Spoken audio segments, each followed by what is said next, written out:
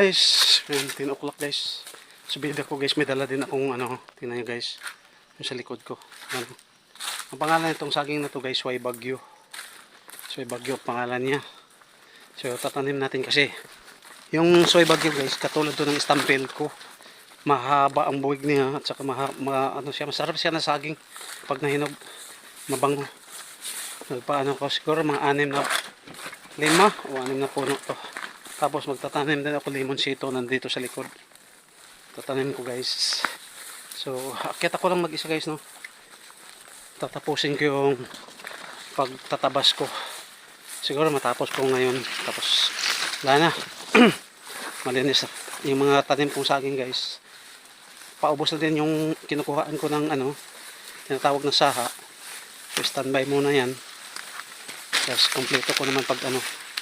Siguro mag-a-apply na ako ng trabaho guys, yung dito lang kasi mahirap pag walang ano guys, mahirap pag walang ano, wala kang kinikita, mahirap kahit maliit lang kasi may pang araw-araw na income guys. 2 buwan ako mahigit, kailangan talaga na magkapagtrabaho. Kinausap ko na yung kumpare kong engineer, bigyan daw niya akong trabaho. Sana mabigyan ako. Kahit anong trabaho, kakayanin. May makain lang. Kaya sobrang mahal ng bilihin. Kailangan tayong kumayod. Kaya pwede magpa-relax. Dito guys, so napakasukal. Ayan, dala tayo ng mga pananim sa likod. Talagang buhay guys. Malabo sa atin ang salitang asinso. Wala ganun pa rin. Asin, kwan. Wala yung salitang asinso, asinsuka. Asinsuka lang siya. Asin at saka suka. Hirap. Ayun, may puso guys. So, yung guys nakita niyo may puso. Kukunin ko yung puso. Gugulayin ko, ayan.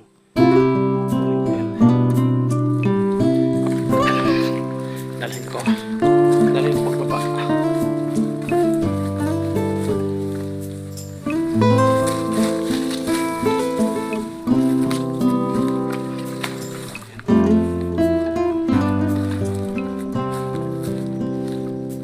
Natumba yung saging sa kapitbahay. Kapitlupa. Tumba yung saging yun. Hindi na pwede magkanan yung saging na guys kasi ano siya, yung bugtokon. Hindi pwedeng palahian. So pwedeng lahi kasi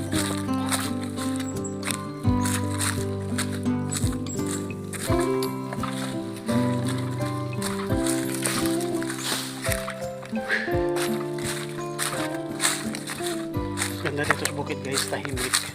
So, hindi totally siya mainit kasi ang daming puno ng ano, kahoy, niyog. Kaya hindi siya masyadong talaga mainit. So, dito na tayo guys, no, sa aking sinasaka. Pa kami nakapagkuha ulit ng saging ng niyog. So, pamangkin ko, busy pa. Okay, nalata yung ano. Yung kakao na inano ko guys, nalata siya. Hindi siya pwedeng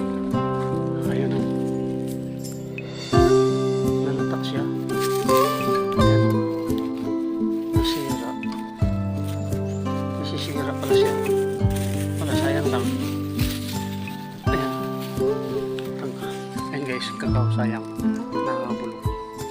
Kaya tinanggalan ko na ng plastic. So yun guys, dito na tayo. Dito, okay, tatanim yung ano.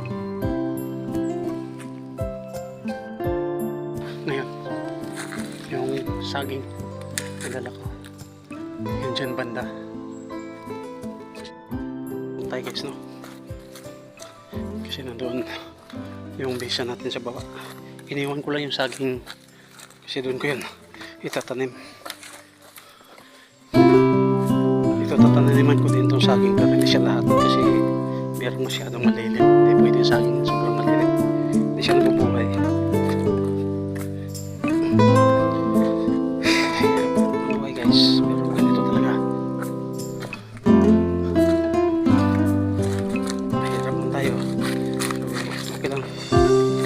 sanay tayo sa mahirap mula pagkabata. So, kayod lang.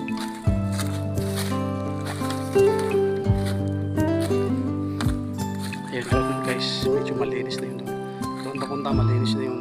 Putol na. Ang mga kahoy na lang, mga kahoy puputulin ko yan. Mga kahoy dito, puputulin ko na yan kasi lalagay akong kubo dito. Diyan banda o. Kaya mo ng kubo. Tapos dyan, may balance na nakakunti doon sa baba. Yun ang anayin ko. Doon na lang. Tapos dyan o. Dyan, kulang pa yan dyan papunta. Dyan.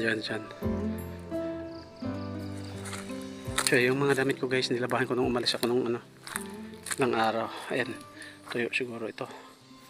So bihis muna ako guys ha.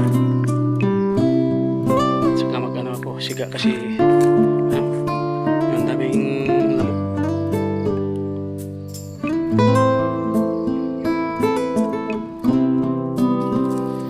Ayan guys, nagtapos tayo dun sa dyan banda guys oh. Sa baba niyan, malapit na matapos. Kunti lang guys, matapos ko yan mga kalating araw siguro. Kasi 3 o'clock na ngayon. Kailangan ko nang bababa kasi may saging akong dala. Kaya bababa na ako kasi alas 3 na. So kalating araw na matatapos ko na yun dyan. Wala dyan, pababa doon, tapos na yun. Tapos pamaputulin ko na yung mga matataas na kahoy guys. Yung iba niyan, kasi gagawa akong kubo nga dito. Putulin ko. Yung iba, puputulin ko din yung mga gawing kahoy, yung panggatong. Tapos may kulang pa dyan. Mula nung kawayan na yun sa baba, papunta dyan. Straight. Hanggang dyan may malaking bato dyan. Tsaka yung durian dyan. I-straighting ko pa yan guys. Yan ang kulang. Tapos wala na. Dito na siya. Tapos wala na din ako makuha saging masyado kasi ubos na yung usaha.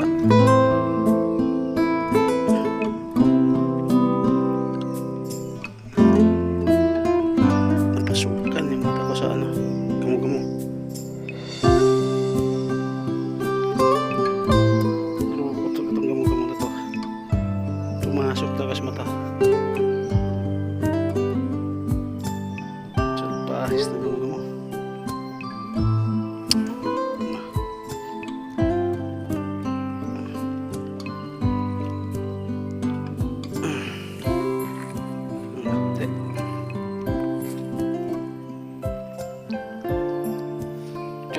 Guys, so higaan ko yun guys, yan higaan ko yan, namunga naman yung kakao guys. Yan, kakao naman siya, nandun na siya.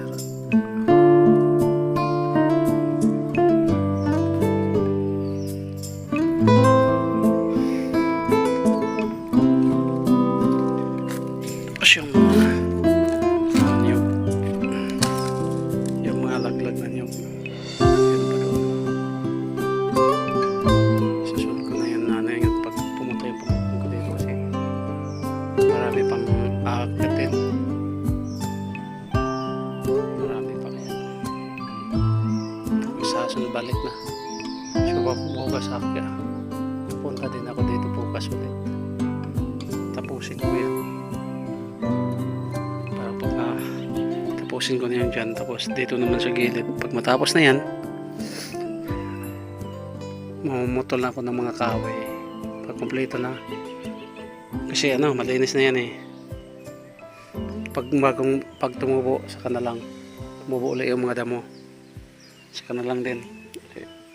Kailangan mag-apply ng trabaho ulit guys kasi mahirap ako lang guys, walang trabaho.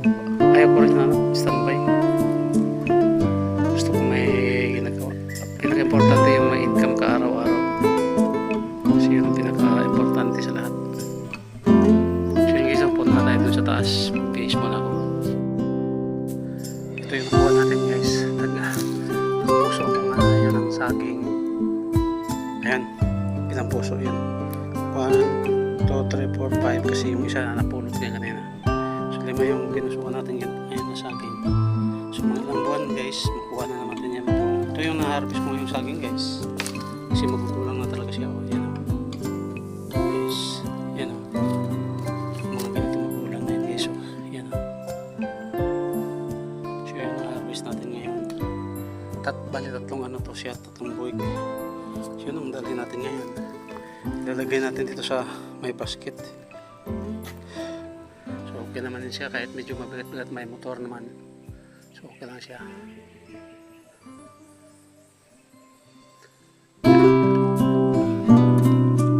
So yun guys, no? Okay, tayo ngayon. So isang lang guys. Nalinisan na natin yung yan ang ating dalhin ngayon. Dalhin natin yan ngayon guys. Hindi naman masyadong mabigat. Matama na siya. Sa sunod bukas, kahoy na dalhin ko yung panggatong. So yan guys, no? Paakit na tayo guys para pauwi na tayo. So maraming salamat sa inyo lahat guys. Sa akong pagsuporta nyo sa akong channel, Mr. Nature Mix Vlog. Ayan. Magandang tempo ngayon guys, pero malinsangan. Mainit siya. Ayan. Nalinisan ako pagtingin sa ano. Halos buong ano ko. Malinis siya, hindi kaya dati asukal ngayon. Okay na siya guys. So, yun. Doon mas pinakamababa. Mas pinakamababa doon. Yun na lang balance. Tapos na yan siya guys. So kubo na ang gagawin ko. Tapos siguro lilinisan ko ng ano, kasi magtatanim ako ng luya. Kalimutan ko ng luya. Ginawa ko maliliit na luya kasi yung luya yung tinanim ko guys, tinanim ko noon napakatagal ng panahon. May tinanim nga pala ako ngayon. Yan, lemon guys, pero ibang dahon, iwan ko pa. Tinanim ko kanina. Ayan. Hindi ko natiligan. Hindi ako nakahanap ng tubig. Dapat sana matiligan. Yun siya. At saka tinanim ko na yung ano, mababang saging, yung napakababa lang. So, lima po. Ito yung luya po nga guys. So, napakatagal na panahon ito. Kalimutan ko ng ayun, sira na sayang. Napulok na lang siya. Siyan guys. Ang dami luya, diba? Yan o. Matagal na panahon ito guys, yung luyan to. Pero nandyan pa rin siya. Pero yun, napakaliit kasi masukal. Nang malinisan sa kasi. Ayan. Yan siya. Tinanim ko kamuti. Palay. Okay na. So nilinisan ko yan. Nilinisan ko na yan. Kasi padamihan ko yung kamuti at saka yung luya. Yan ang laman ko guys. So, dami kaya lang maliliit. Ayan o.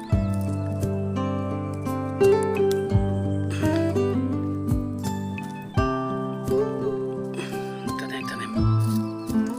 Nabubulok naman yung ano, luya. Dahil sa tagal. Bulok siya. Maliliit. Hindi siya lumaki. Ayan o. Hindi siya lumaki guys. Kasi sa ano ba naman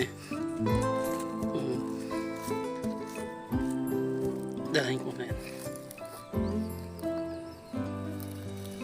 Liliit ng luya. Ilang taon guys iniwan ko. Tapos napakasukal. Ang malinisan tumulo. So yun guys no. Sana hindi maano to. May tubig konti. Kunin ko i-delay ko sa ano. Yung tinanong ko na. Ayan. So yun guys no. Salamat sa inyo lahat. God bless you all. Bye bye.